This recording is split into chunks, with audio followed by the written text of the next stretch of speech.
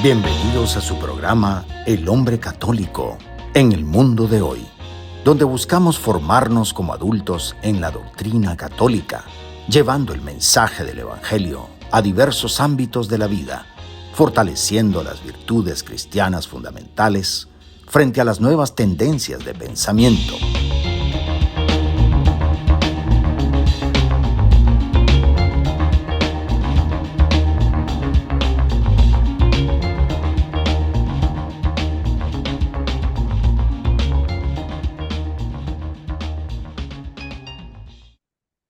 Bienvenidos a este espacio de fe y esperanza de la 91.9 FM de Radio María en español, donde exploramos cómo vivir la doctrina católica en nuestro diario vivir.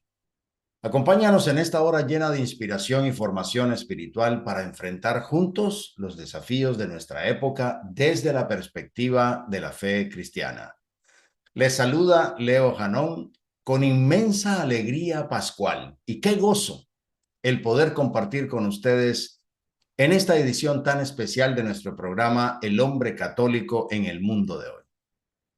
Nos encontramos en plena octava de Pascua. Es un tiempo en que la Iglesia celebra como un solo gran domingo, un tiempo donde cada día se vive como si fuera el domingo de Pascua, porque la victoria de Cristo sobre la muerte no se celebra a medias, se proclama con todo el corazón.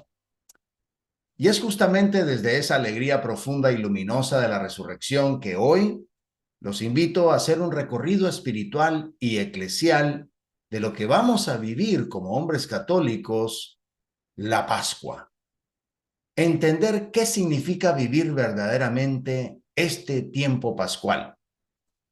No solo como un acontecimiento del pasado, sino como una experiencia transformadora que nos lleva del asombro a la intimidad con el resucitado, a la espera del Espíritu y finalmente al nacimiento de la Iglesia viva y misionera. Pero antes de continuar, pongámonos en presencia de Dios, como siempre lo hacemos, invocando juntos el Espíritu Santo. En el nombre del Padre, del Hijo y del Espíritu Santo. Amén. Ven, Espíritu Santo, llena los corazones de tus fieles y enciende en ellos el fuego de tu amor. Envía, Señor, tu Espíritu y serán creadas todas las cosas y renovarás la faz de la tierra. Oh Dios, que has instruido los corazones de tus fieles con la luz del Espíritu Santo, concédenos que, guiados por ese mismo Espíritu, gustemos siempre del bien y gocemos de su consuelo. Por Cristo nuestro Señor. Amén. Hoy caminaremos paso a paso por los momentos clave de este tiempo pascual, con el corazón abierto a lo que el Señor nos quiere mostrar. Nuestro programa será dividido en 4 segmentos, como siempre, donde vamos a recorrer juntos la experiencia de los discípulos y que son también el reflejo del proceso que como hombres de fe estamos llamados a vivir. Estos 4 segmentos son, primero, la noticia de la resurrección en medio del impacto humano de la cruz. Es decir, cómo los discípulos recibieron la noticia y cómo la alegría pascual convivía aún con el desconcierto humano. Segundo, el compartir con el resucitado. Esos encuentros que transforman con cada aparición de Jesús, que no solo fue prueba de vida, sino que también fue catequesis y también restauración interior para los suyos. Tercero, la gestación de la iglesia en la intimidad pascual. Es decir, cómo se va dando ese tiempo de maduración silenciosa, de unidad, de liturgia, de comunidad, donde el resucitado va formando a su iglesia. Y cuarto, y muy importante, Pentecostés y el nacimiento visible de la iglesia sacramental, ese descenso del Espíritu como lenguas de fuego, la confirmación de la misión y el despliegue de la vida sacramental en plenitud. Bien, los invito, hermanos, a no solo escuchar, sino a vivir con atención y devoción esta Pascua, que cada segmento sea un momento de gracia, una ventana para encontrarnos con el resucitado y un impulso para salir al mundo como apóstoles del siglo XXI. Empecemos juntos este camino pascual después de esta breve pausa.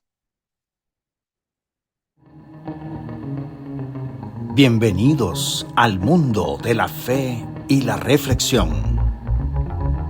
Es hora de sumergirse en el primer segmento del hombre católico en el mundo de hoy. Estamos de regreso, queridos hermanos. Vamos a comenzar nuestro primer segmento de hoy con una verdad que puede parecer paradójica. La noticia más hermosa de la historia, la resurrección de Jesús, donde empieza realmente la conmemoración de nuestra Santa Madre Iglesia. Bueno, pues no fue en un inicio recibida con fiesta y vítores. No, fue recibida con confusión, con miedo, con incredulidad. Jesús había muerto en una cruz y con él muchos sintieron que morían también sus sueños, su propósito, su vocación. Lo que vamos a ver ahora es cómo esa alegría que proclamamos en la Pascua fue en realidad un proceso, un camino, una transformación del alma y que tú y yo, como hombres de fe, también pasamos por esos mismos momentos. Hablemos del impacto del dolor en la humanidad, esa confusión tras la cruz. Después de la crucifixión, los discípulos estaban desconsolados y desorientados. No se trataba solo de perder a un amigo o maestro. Lo que se había quebrado era una esperanza mesiánica, una promesa de redención que parecía haber sido cancelada brutalmente por la violencia y esa humillación de la cruz. Para los discípulos no era simplemente un duelo emocional, era una crisis espiritual profunda. ¿Cómo podía ser Jesús el Mesías si había muerto como un criminal? Y no olvidemos que ellos lo habían dejado todo por seguirlo. Algunos dejaron no solo sus barcas, otros sus mesas de recaudación, sus familias, sus regiones de origen, es decir, sus tribus. Jesús no era solo un líder, era el centro de una nueva tribu espiritual, un nuevo inicio. Y cuando él muere, todo ese nuevo mundo que había empezado a construir se desmorona. Entonces es natural que reciban la noticia del sepulcro vacío con escepticismo y todavía con miedo más que con júbilo. Algunos podrían decir, pero ¿cómo es posible que no hayan creído inmediatamente si él mismo les había dicho que resucitaría? Bueno, hermano, ¿cuántas veces vos y yo escuchamos la palabra de Dios y sin embargo seguimos dudando cuando llega la prueba? No es que los discípulos no creyeran en Jesús, es que el dolor los había nublado. El trauma de la cruz fue tan fuerte que incluso una buena noticia como la resurrección no podía ser procesada con claridad. Por eso la Pascua empieza en el corazón como un susurro, no como un grito. Dios no fuerza la fe, la cultiva con delicadeza. Y así como los discípulos tuvieron que atravesar la oscuridad de su pérdida para poder abrirse a la luz del resucitado, también vos y yo debemos dejar que el Espíritu sane nuestras heridas antes de correr a proclamar la victoria. La resurrección no borra el dolor, pero le da sentido. Y esa es la clave de este primer paso en el tiempo pascual. La iglesia nace en el desconcierto, pero con una promesa encendida. La fe no es magia instantánea, es una travesía, un camino que comienza incluso cuando todavía nos tiemblan las piernas por la cruz que acabamos de presenciar. Ahora, esos primeros que creyeron fue porque lo vieron. La fe se gesta en lo tangible. Humanamente es así. Los primeros testigos de la resurrección no eran teólogos ni grandes líderes, eran personas comunes, como vos y yo, vulnerables, dolidas. María Magdalena, por ejemplo, fue al sepulcro sin esperar un milagro. Fue buscando a un cadáver. Quería embalsamar el cuerpo del maestro que tanto amaba y sin embargo fue ella quien se convirtió en la primera en ver al resucitado. Pero no lo reconoció por su aspecto. Lo reconoció cuando Jesús la llamó por su nombre, María. ¿Te das cuenta lo bello que es eso? Ella no lo reconoció por lo que veía, sino por lo que escuchó, pero en el corazón. Porque el resucitado no impone su presencia, sino que llama al alma. Y esa convicción transforma a una mujer solitaria en la primera evangelizadora de la resurrección en la historia. Y luego están los discípulos de Maús. Estos dos hombres iban en dirección contraria a Jerusalén, es decir, se alejaban del lugar del encuentro, del centro de la fe. Pero Jesús los alcanza, no les exige, camina con ellos, levanta el polvo igual que ellos cuando caminan en ese camino de Maús. Les escucha y poco a poco les va abriendo el entendimiento hasta que sus corazones arden. ¿Y qué hacen cuando lo reconocen? Regresan, vuelven a Jerusalén en ese mismo momento porque el encuentro con el resucitado reorienta la vida. Juan, por su parte, no necesitó tocar ni hablar con Jesús. Al ver el sepulcro vacío y los lienzos ordenados, creyó, dice la palabra. No todos tienen la misma fe, pero cada uno recibió lo que necesitaba. Jesús no exige un modelo único de creer. Él se adapta a cada corazón. A algunos los llama, a otros los acompaña y a otros les deja señales silenciosas que tocan lo más profundo. Bien, entonces, hablemos de un tercer elemento. Se les aparece a los discípulos que dudan y se esconden.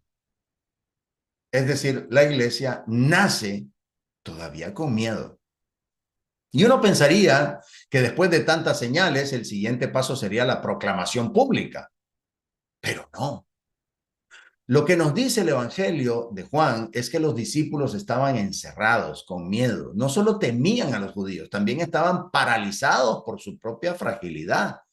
Pedro había negado a Jesús, Tomás se había ausentado. Muchos estaban confundidos, avergonzados, perdidos, y en ese contexto es en el que Jesús se aparece. No para reprocharles, sino para darles paz a unos corazones turbados. Es conmovedor ver que Jesús se adapta a su ritmo. No exige una fe perfecta, no les reclama por haber huido, les muestra las llagas, les deja tocar, se deja ver.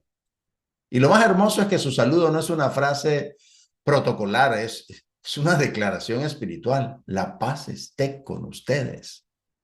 Esa paz no es ausencia de problemas, es presencia de Dios en medio del caos. La iglesia nace no en la fuerza, sino en la reconciliación. Y luego viene el momento con Tomás. ¿Cuántas veces se ha criticado a Tomás por dudar? Pero seamos honestos, ¿cuántos de nosotros, al igual que él, no necesitamos ver, tocar, confirmar? A Tomás no representa a un traidor. Representa a los hombres que aman, pero que han sido heridos. Jesús entonces no lo excluye, al contrario, espera a que esté presente. Y cuando se aparece, no le da una clase de catecismo, le ofrece sus llagas. ¡Qué misericordia tan íntima! Lo que hace Jesús con Tomás es formar el modelo de transmisión de la fe en la iglesia. Le permite tocar, sí, pero después declara, dichosos los que creen sin haber visto. Y ahí nace la tradición, porque muchos, como nosotros hoy, no veremos físicamente a Jesús, pero creemos por el testimonio de los apóstoles. La fe no se basa en visión, sino en comunión, en anuncio, en comunidad. Ahí nace la iglesia apostólica. ¿Y sabes qué es lo más fuerte? Que la primera comunidad cristiana nace en una casa cerrada, con miedo, dudas, heridas. Eso somos vos y yo también. ¿Te das cuenta? No hay que esperar a estar perfectos para ser parte de la iglesia. Solo hay que dejar que el resucitado entre en nuestro encierro, nos salude con paz y nos confíe su misión. Esa es la Pascua real. Hablemos de un último tema antes de cerrar este segmento. Jesús se desaparecía nuevamente, no se quedaba en lo cómodo. Una de las cosas más desconcertantes para los discípulos fue que Jesús no permaneció con ellos continuamente después de resucitar. Se aparecía y luego se desaparecía. No estaba cuando querían, no podían predecirlo. Y eso, hermanos, nos habla de una pedagogía divina. Jesús no quiere crear una dependencia emocional, sino formar apóstoles maduros capaces de caminar por fe y no por vista. Esto fue tan desconcertante que en cierto momento Pedro dijo, voy a pescar. No era una invitación, era un acto de regresión, de volver a lo que conocía, a lo anterior, a lo seguro. Y fíjate que los otros lo siguen, aunque varios no eran ni siquiera pescadores. Así de fuerte era la influencia de Pedro, pero también así de evidente era su necesidad de reenfocarse. Por eso Jesús, que no abandona, se les aparece otra vez desde la orilla. Y ese encuentro es maravilloso. Jesús no les reprocha por haber vuelto a pescar. Les pide algo más profundo, les pide que confíen y repite el milagro de la pesca abundante. Pero con una diferencia clave respecto a la primera vez. Esta vez las redes no se rompen. ¿Por qué? Porque ya estaban preparados, porque han madurado, porque el proceso de la Pascua les ha dado estructura interior. Y luego Jesús les sirve comida. Fijémonos en este detalle, comen del pescado que ellos mismos capturaron. En la primera pesca milagrosa no comieron de lo que pescaron, ahora sí. ¿Por qué? Porque el resucitado está diciendo, ahora ustedes alimentarán, ustedes proveerán, ustedes cuidarán de mi rebaño. Y por eso se centra en Pedro. Lo llama aparte, le pregunta 3 veces si lo ama y le encomienda 3 veces apacienta mis ovejas. Ese diálogo, como lo han dictaminado muchos teólogos y doctores de la iglesia, no es solo restauración por la triple negación de Pedro, es una ordenación pastoral, un nuevo llamado, y aunque ya les había soplado el Espíritu antes, todavía falta Pentecostés, porque aún hay una diferencia entre recibir el Espíritu para perdonar y ser encendidos por él para evangelizar. Por eso, hermanos, lo veremos en el último segmento. Así que hemos recorrido, creo, en un primer tramo pascual lleno de humanidad, de dolor, de duda, pero también de luz, de encuentros, de transformación. El camino de la Pascua no es lineal. Es como un fuego que empieza en brasas, pero que si se cuida termina ardiendo. En el próximo segmento veremos lo que sucede cuando compartimos de verdad con el resucitado, lo que significan sus palabras, sus gestos, sus apariciones y cómo cada encuentro nos va preparando para ser discípulos maduros y testigos auténticos. No se vayan, ya volvemos después de esta breve pausa. Estamos en continuo crecimiento espiritual. El hombre católico en el mundo de hoy seguirá en un momento. Bienvenidos a este segundo segmento. Soy Leo Janón, aquí en el programa El hombre católico en el mundo de hoy.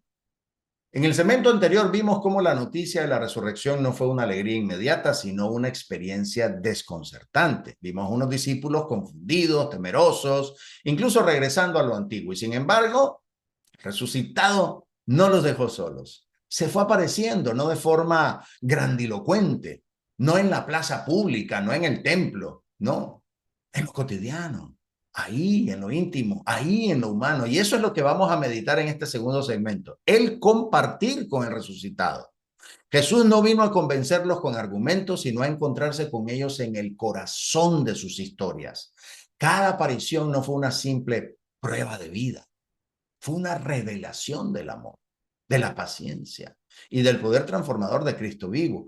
Y como veremos en este segmento, esos encuentros con el resucitado no fueron distintos entre sí, pero todos tenían una misma intención: prepararlos para lo que vendría, formarlos como hombres nuevos, no para quedarse contemplando, sino para salir, para servir, para anunciar, así como también lo quiere hacer con vos, conmigo. Primero hablemos del encuentro con María Magdalena. Imagínate el corazón de María Magdalena esa mañana. Iba al sepulcro sin esperanza. Su mundo se había derrumbado. Iba a embalsamar un cuerpo, no a celebrar una resurrección. Llevaba en las manos ungüentos, pero en el corazón el dolor más hondo de su vida.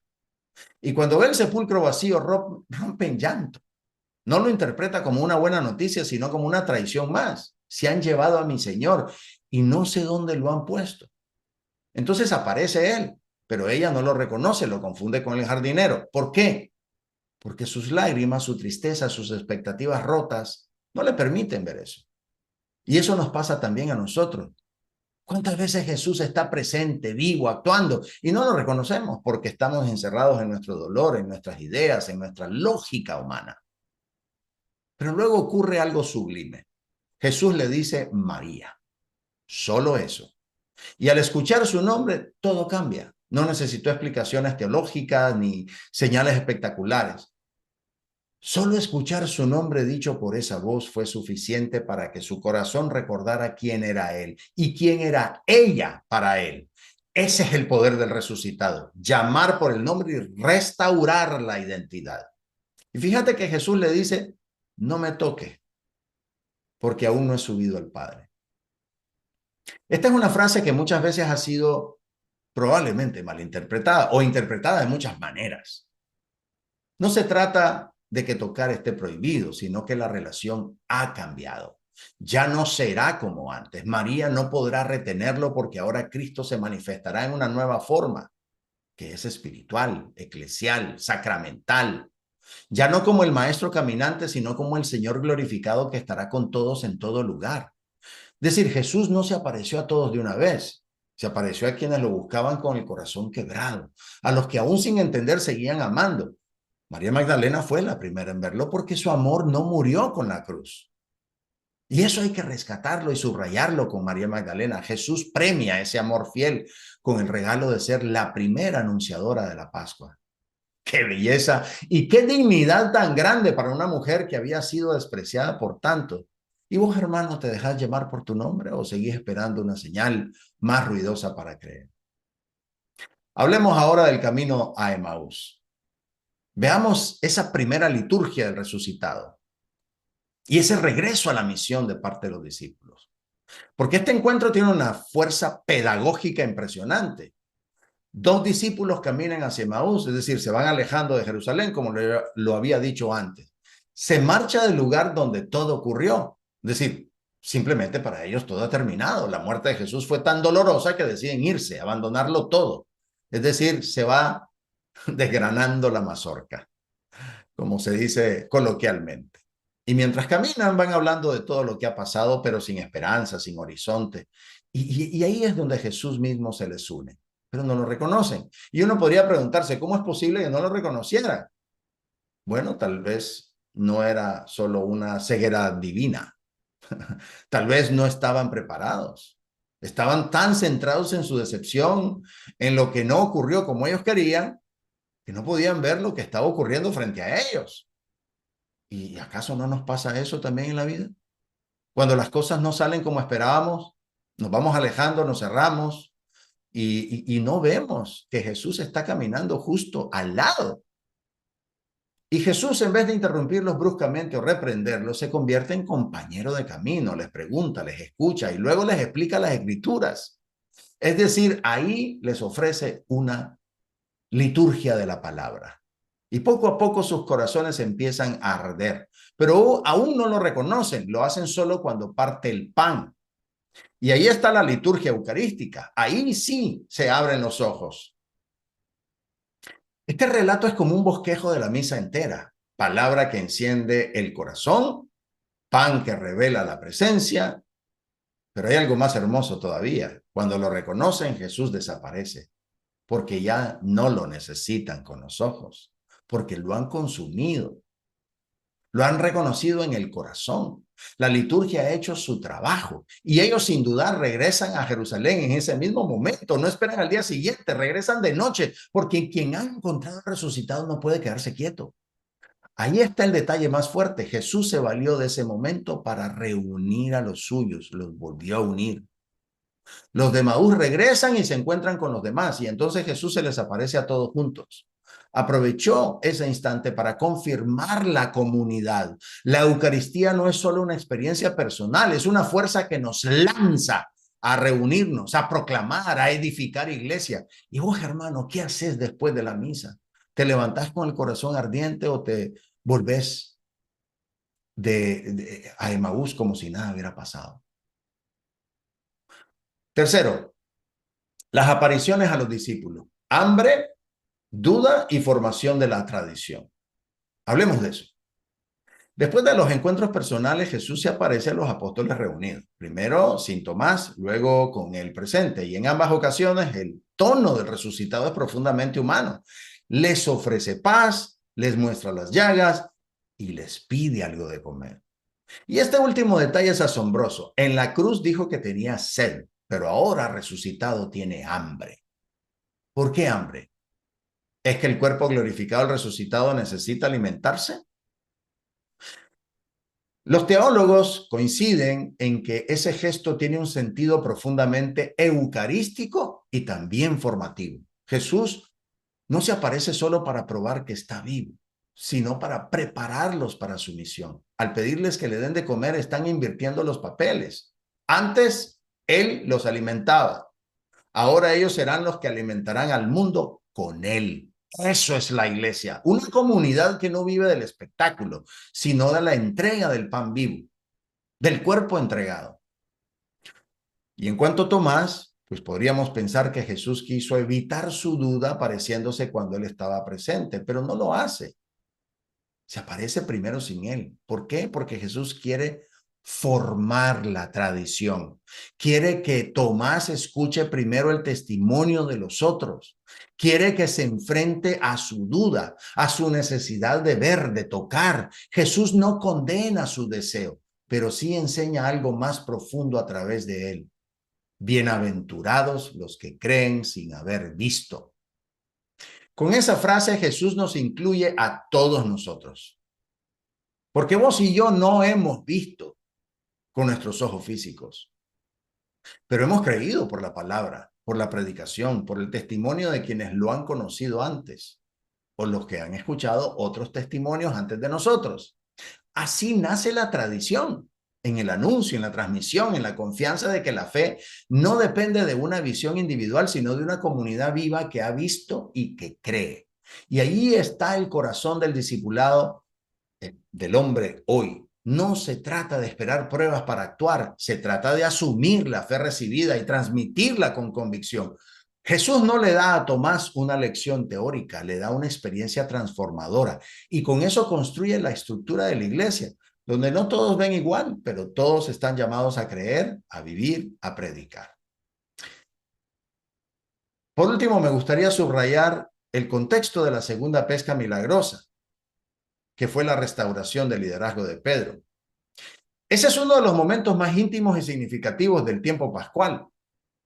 Esa segunda pesca milagrosa. Pedro, aún con todo lo vivido, decide simplemente voy a pescar. No llama ni siquiera a los demás. Él dice voy a pescar. No organiza una misión. No, simplemente regresa a lo que conocía. Y sin embargo, varios de los discípulos lo siguen. Aunque no todos eran pescadores, como lo dijimos antes. El peso del liderazgo de Pedro es tal que su decisión arrastra a otros. Ese gesto, que podría parecer simple, refleja una realidad interior muy fuerte. Pedro aún no se siente digno. Ha negado a Jesús 3 veces. Ha sido testigo de su resurrección, sí, pero su corazón sigue marcado por la culpa. Así como muchos hombres hoy, que aunque han visto la acción de Dios en su vida, siguen sintiéndose indignos, incapaces, inadecuados. Y Jesús una vez más va a su encuentro. Desde la orilla Jesús les indica dónde echar la red. La obediencia trae una pesca abundante, pero hay un detalle poderoso. Esta vez las redes no se rompen, como lo habíamos dicho. En la primera pesca milagrosa, en Lucas 5, las redes se rompían. Aquí no. ¿Por qué? Porque los discípulos han madurado. Ya no actúan por emoción, sino por fe. Están listos para sostener la carga, para alimentar al rebaño. Y lo más conmovedor es que Jesús los invita a desayunar. ¿Qué gesto más tierno? No les da un discurso, les sirve pan y pescado. Y luego, en medio de esa sencillez, toma a Pedro aparte. Le pregunta 3 veces si lo ama. 3 veces. Para sanar esas 3 negaciones, como dicen algunos teólogos. Pero más que eso, le confía a su rebaño. Eso es lo que importa ahí. Ya no se trata de pescar, se trata de pastorear. Pedro no es solo restaurado, es reconfirmado como cabeza visible. Y aunque Jesús ya le había soplado a todos el Espíritu en Juan 20, aún faltaba el envío pleno, la fuerza de lo alto, porque una cosa es ser llamado y otra cosa es ser encendido. Sacramentalmente el soplo del Espíritu.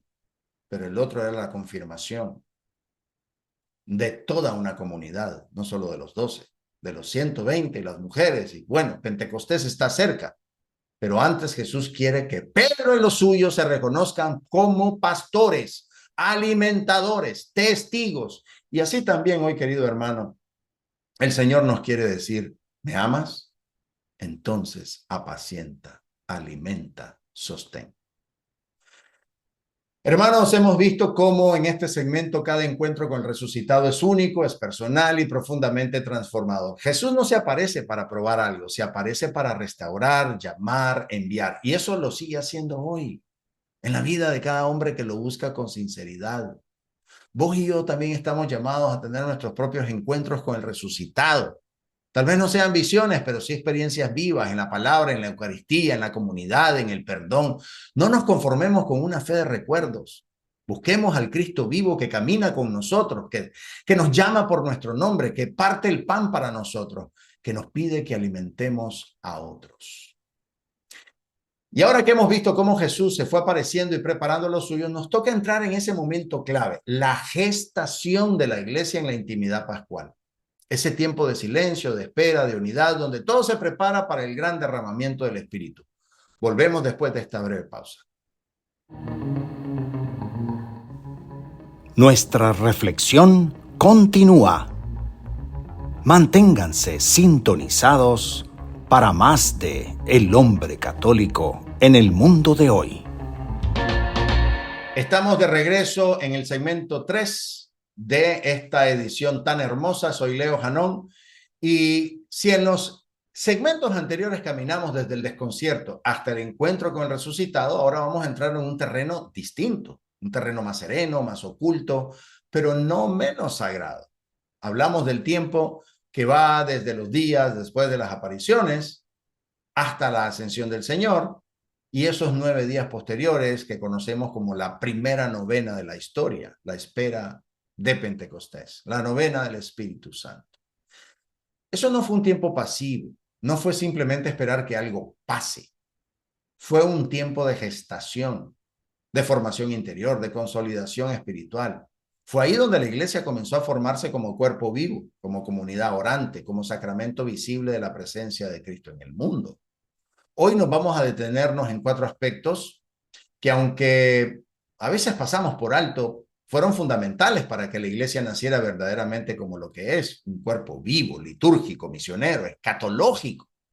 Y vamos a ver cómo también nosotros como hombres católicos estamos llamados a vivir esa intimidad pascual como parte esencial de nuestra vocación. Empecemos con la Eucaristía como centro del encuentro. Durante los días pascuales Jesús no se apareció con discursos largos, se hizo presente partiendo el pan. Ya lo vimos en Emaús, donde los discípulos lo reconocen solo al partir el pan. Y también en la pesca milagrosa, orando, los invita a desayunar. En ambos casos, el gesto central no es un milagro público, sino una comida compartida, una mesa donde Él se hace pan para los suyos. Aquí se revela una verdad que la iglesia abrazará desde el principio. La Eucaristía no es solo una devoción, es el corazón de la iglesia. Es donde Cristo resucitado sigue apareciéndose, no como sombra de lo que fue, sino como presencia real. En la fracción del pan, los ojos del alma se abren. Y esa experiencia fue el núcleo de la vida cristiana desde los Hechos de los Apóstoles. Y lo más hermoso es que no es un gesto individual, la Eucaristía forma comunidad. No hay misa privada en la iglesia. Cada vez que comulgamos somos incorporados al cuerpo. Así como los discípulos regresaron a Jerusalén después de reconocerlo en el pan, también nosotros debemos volver a la comunidad, a la misión, al anuncio, porque la Eucaristía no nos encierra, nos lanza. Este tiempo pascual nos recuerda que la fe no es solo doctrina, ni solo emoción, es sacramento, es encuentro real. Cristo no está ausente, está partido y entregado en cada altar. Y en esa entrega se gesta una iglesia que aprende a vivir no del miedo ni de la nostalgia, sino del pan vivo bajado del cielo. ¿Y vos, hermano? ¿Y yo? ¿Vamos a misa solo por costumbre o nos dejamos transformar por aquel que se parte para nosotros? Comulgamos como quien toca al resucitado, ¿sí o no? Porque cada Eucaristía es un Emaús y cada altar es una orilla donde Jesús te espera con pan y fuego. Ahora, ¿cuál es esa nueva forma de relación con el resucitado? Durante esos días Jesús ya no se deja ver con regularidad, se aparece y luego desaparece, lo que habíamos dicho, ¿no? No es que esté jugando al escondite, está enseñando, está preparando a los suyos para una nueva forma de relación. Ya no va a ser como antes, donde caminaban con él, lo veían, lo tocaban. Ahora va a ser una presencia sacramental, eclesial, espiritual. Y eso fue un cambio muy fuerte para los discípulos y lo es para todos nosotros. Ellos querían retenerlo, como María Magdalena quiso abrazarlo. Pedro quería volver a pescar con él como al principio. Pero Jesús les deja claro, ya no será igual. No me retengas, le dice a María, porque ahora la presencia del Señor trasciende lo físico. Ya no se limita al tiempo ni al espacio. Y esta transformación nos habla también a nosotros. ¿Cuántas veces decimos quisiera sentir a Dios como antes? ¿O dónde está, Señor, que no te veo? Pero esa ausencia no es abandono, es pedagogía. Es Cristo enseñándonos a caminar en fe, a reconocerlo no por lo que vemos, sino por lo que creemos. Hablemos de la esperanza escatológica, mirar hacia la plenitud prometida. Otro elemento esencial del tiempo pascual y muchas veces olvidado es que Jesús no solo se apareció para consolarlos o confirmarles que estaba vivo, les habló del reino. En Hechos 1, versículo 3, nos dice que durante esos 40 días se les presentó dándoles muchas pruebas de que estaba vivo y hablándoles del reino de Dios. Ojo, hablándoles del reino de Dios. Es decir, la resurrección no fue un cierre feliz, sino un comienzo con horizonte eterno. No se trató de mirar hacia atrás, sino de prepararlos para lo que vendría. Y esa preparación incluía algo clave, el anuncio de su regreso. Jesús les deja claro que su ascensión no será una despedida definitiva, sino la promesa de que va a volver. Esa dimensión escatológica no fue una nota al pie, fue un pilar de la fe apostólica. La comunidad cristiana primitiva vivía con la mirada puesta en el regreso glorioso de Cristo. La Pascua los formó como hombres con vocación de eternidad. Y justo en ese contexto, durante la aparición en la playa, después de haber confirmado a Pedro su misión, Jesús le anuncia también la forma en que va a morir. Cuando seas viejo, otro te llevará a donde no quieras ir. Es decir, ya no hay lugar para evasivas. Pedro será pastor hasta el martirio. Pero Pedro, humano como todos nosotros, se gira, ve al discípulo amado, ve a Juan, y pregunta, Señor, ¿y este qué? Qué momento tan revelador. Pedro acaba de ser restaurado, acaba de recibir su misión y ya está comparándose. Y Jesús le responde con una claridad desarmante. Si quiero que él quede hasta que yo venga, ¿a ti qué? Tú sígueme. Aquí el Señor no está siendo duro, está siendo formador.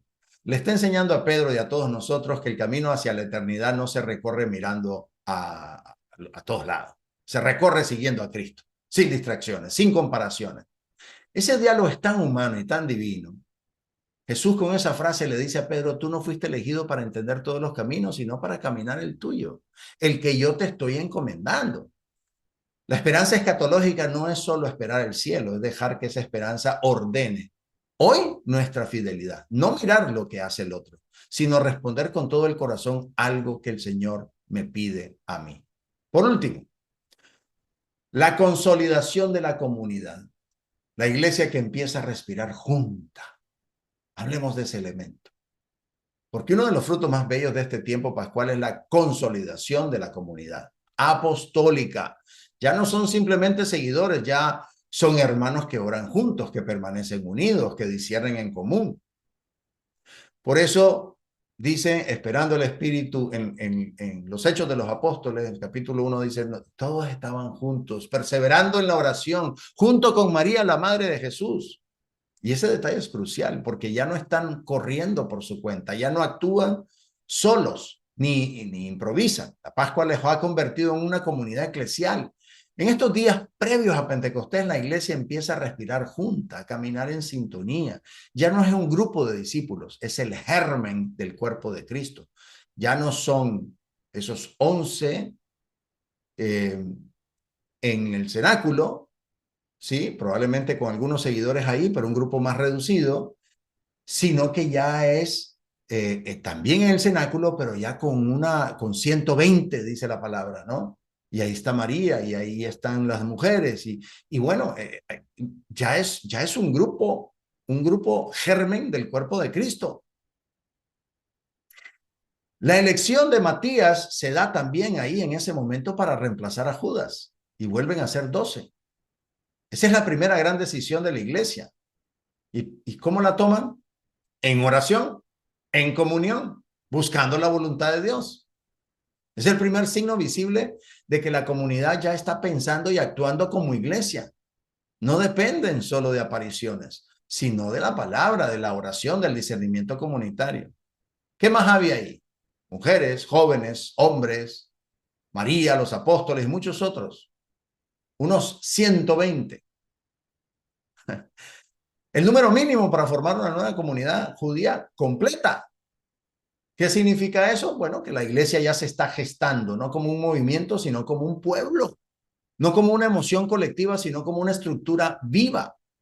Y ese es un modelo también para nosotros. No somos cristianos aislados, somos iglesia y la iglesia no se improvisa, se ora, se discierne, se construye. Y todo comenzó en el silencio de ese cenáculo, donde hombres y mujeres, sin saber aún cómo vendría el Espíritu, ya estaban unidos, listos, dispuestos.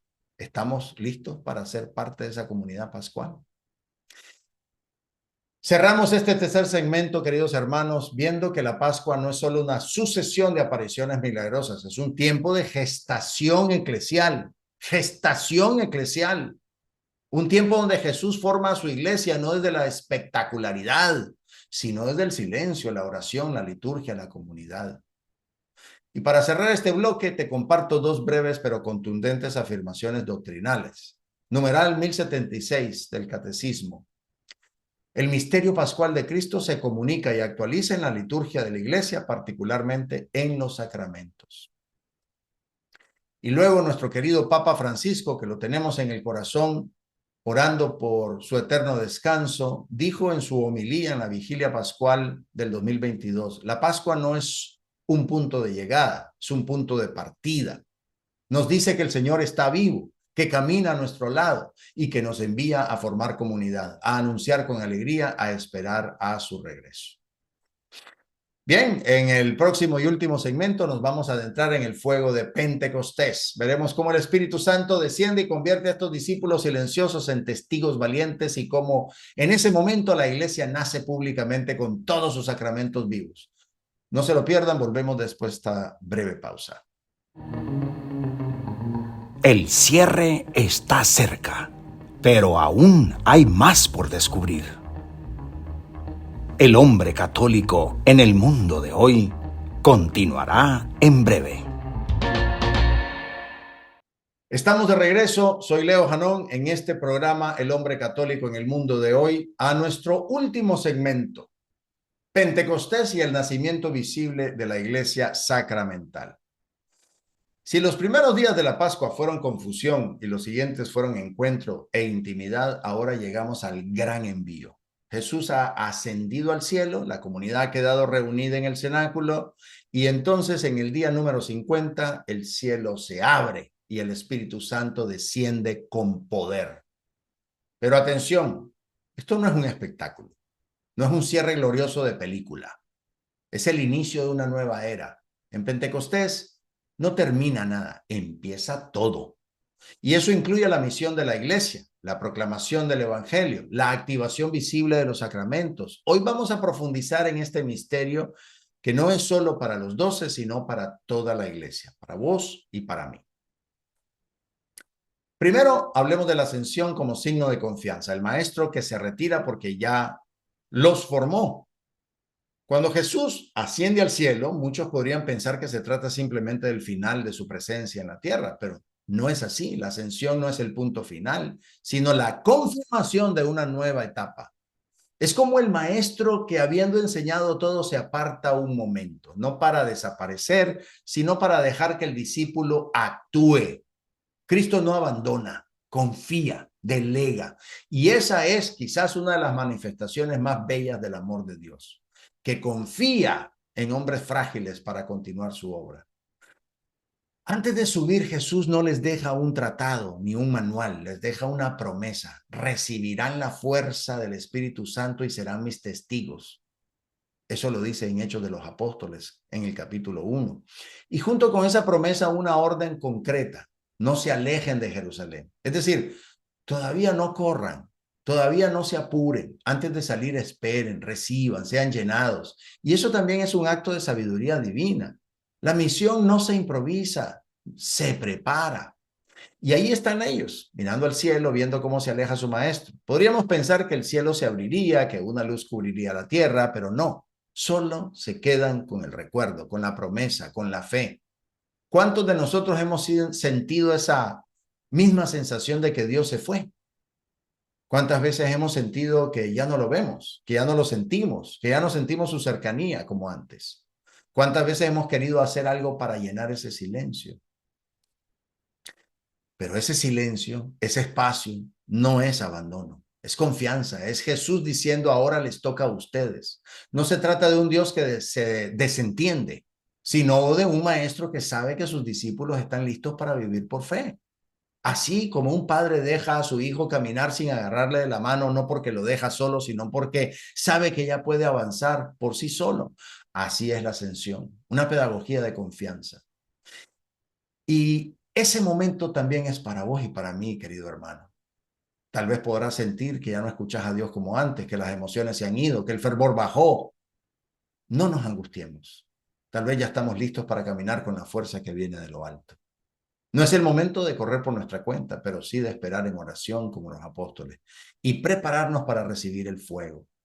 Hablemos del fuego. Pentecostés no fue un acto privado, no fue un privilegio de los 12, fue una fusión pública, sorprendente y profundamente inclusiva. Ahí estaban esos 120 en total, donde todos ellos, sobre todos ellos descendió el mismo espíritu. No hubo jerarquías para el fuego, el espíritu vino para todos. Y eso marcó el inicio visible de algo nuevo, la Iglesia Universal, una comunidad con poder espiritual compartido. Cuando el viento recio llenó la casa y las lenguas de fuego se posaron sobre cada uno, no fue una emoción colectiva, fue una consagración comunitaria. Cada uno comenzó a hablar en lenguas, cada uno recibió dones, cada uno fue testigo, ya no había miedo, ya no había dispersión, había una unidad que solo puede venir del cielo. La iglesia no nació con normas, nació con fuego. Y el fuego, cuando es de Dios, no destruye, purifica, capacita, impulsa. Pedro, el que había negado al Señor, se pone de pie. Qué contraste tan impresionante. Aquel que tembló ante una criada que lo reconoce, ahora se levanta ante una multitud y proclama con claridad quién es Jesús, qué ha hecho y qué deben hacer. Y lo más bello es la respuesta del pueblo. ¿Qué debemos hacer, hermanos? Dice en el capítulo 2 de los Hechos de los Apóstoles. Esa es la pregunta que el Espíritu inspira, no solo asombro, sino conversión. Claro, la respuesta de Pedro no tiene rodeos. Arrepiéntanse y sean bautizados y recibirán el don del Espíritu Santo. En otras palabras, el fuego que ven y que vieron y que recibieron no es solo para nosotros, es también para todo aquel que escucha del que recibió el fuego para que también reciba el fuego. ¿Y cuántos se unieron ese día? La palabra dice 3,000 personas. 3,000 almas nacidas al mismo tiempo en la fe. Así de explosiva fue la acción del Espíritu y así de disponible está para nosotros hoy. Pentecostés, hermanos, es la condición permanente de la iglesia. Cada confirmación es un nuevo Pentecostés. De hecho, de ahí viene el sacramento. Y hablemos de eso, hablemos de los sacramentos como estructura viva del Espíritu. Porque después de Pentecostés, la iglesia no se convierte en una comunidad de espiritualistas sin forma. Al contrario, el fuego del Espíritu comienza a encarnarse en acciones concretas, visibles, comunitarias. Y eso es lo que llamamos nosotros los sacramentos. No son ritos externos, son signos eficaces de la presencia y la acción de Cristo en su iglesia por medio del Espíritu. En otras palabras, lo que Jesús sembró, el Espíritu lo activa. Y desde ese mismo día vemos cómo el bautismo se convierte en la puerta de entrada. 3,000 personas se bautizan. No porque hayan entendido todo, sino porque han creído y se han abierto a la gracia. La confirmación. El sacramento como plenitud del Espíritu se vive en la efusión general y luego es conferida por los apóstoles a los nuevos creyentes. Eso está en los Hechos de los Apóstoles en capítulo 8. El Espíritu no se queda estático, es dinámico, se comunica, se transmite, se multiplica.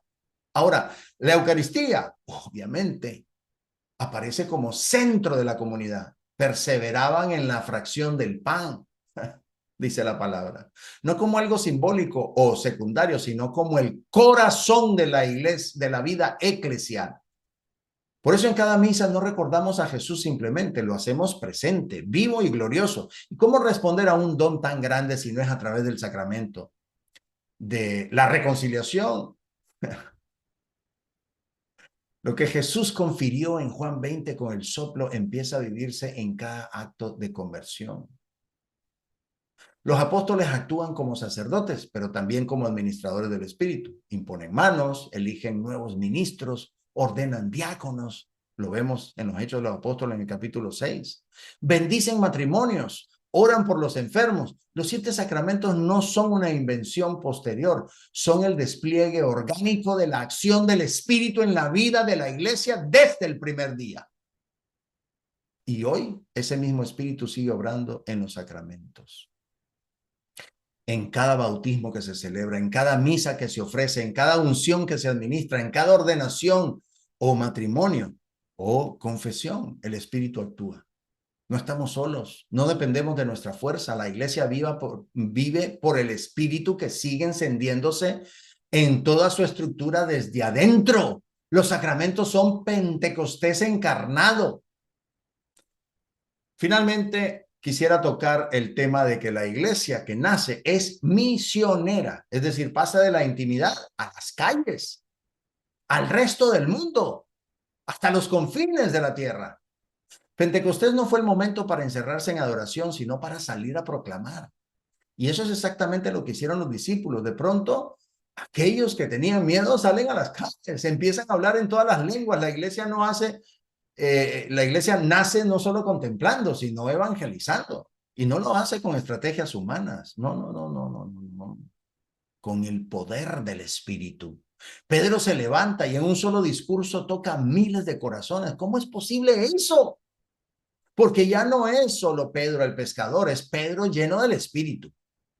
La diferencia entre un discurso vacío y una predicación eficaz no está en las palabras, está en el fuego que las sostiene. Y ese fuego es el Espíritu Santo. La iglesia naciente no se organiza primero como institución, sino como comunidad viva. Acudían al templo, dice la palabra. Partían el pan en las casas, compartían lo que tenían. No tenían edificios, ni recursos, ni estructuras todavía.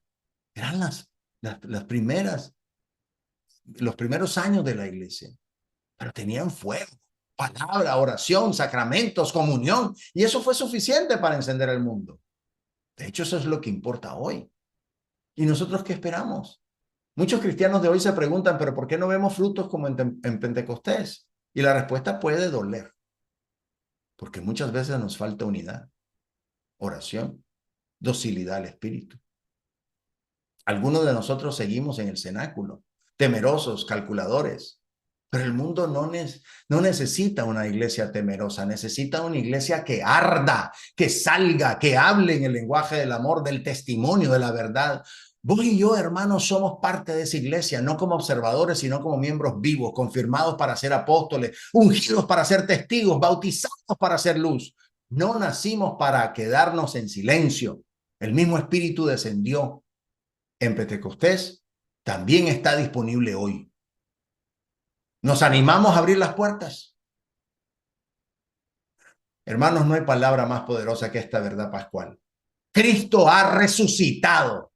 En verdad ha resucitado. Y su resurrección no fue un milagro aislado, fue el inicio de una nueva creación, el nacimiento de una iglesia viva, encendida, enviada. Y vos, hermano, fuiste creado para vivir dentro de esa iglesia. No como espectador, sino como testigo, como apóstol, como hombre de Pentecostés. El espíritu que descendió no fue para unos pocos, fue para vos y para mí también. Nosotros, confirmados en la fe, sellados por el fuego de Dios, no estamos hechos para escondernos, ni para callar, ni para vivir en tibieza. Estamos hechos para arder, para hablar con verdad, para amar con entrega, para ser iglesia viva en el mundo de hoy. Que esta Pascua no pase sin que nos decidamos de una vez por todas a ser católicos sin miedo. No uno que recuerda la resurrección, sino uno que la vive, que deja que el Espíritu lo impulse, que salga del cenáculo y que anuncie con su vida que Cristo está vivo, que está presente, que está actuando a través de cada uno de nosotros. Nos escuchamos la próxima edición del Hombre Católico en el Mundo de Hoy. Que el resucitado te bendiga y que el Espíritu Santo encienda todo tu ser con su fuego. Y me despido no sin antes cerrar como siempre lo hacemos, con nuestra oración. Que esta súplica sencilla y poderosa sella en nuestro corazón el fuego pascual que hoy el Señor ha querido encender. Te invito a orar conmigo desde lo más profundo del alma. Jesús, me fío de ti, te quiero, te adoro. Te doy gracias, te pido perdón, te pido gracias y me ofrezco a ti como María, Madre de la Misericordia, Madre buena.